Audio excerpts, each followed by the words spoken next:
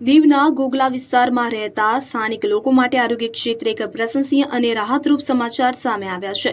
ગોગલાના પંચાયત ચોક ખાતે સ્થાનિક તબીબો દ્વારા એક અદ્યતન ફિઝિયોથેરાપી એટલે કે કસરત ક્લિનિકનો વિધિવત શુભારંભ કરવામાં આવ્યો।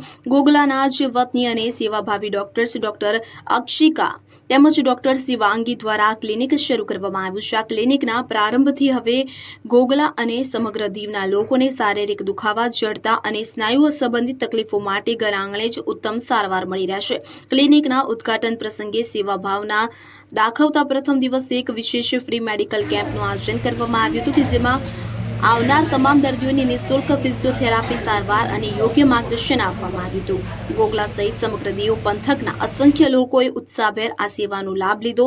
બંને મહિલા તબીબોના આ સરાહનીય કાર્યને બિરદાવાયું હતું। આ ક્લિનિક શરૂ થવાથી ખાસ કરીને વડીલો, રમતવીરો અને લાંબા સમયથી સાંધા કે સ્નાયુના દુખાવાથી પીડાતા સ્થાનિક દર્દીઓને હવે દૂર સુધી જવું નહીં પડે।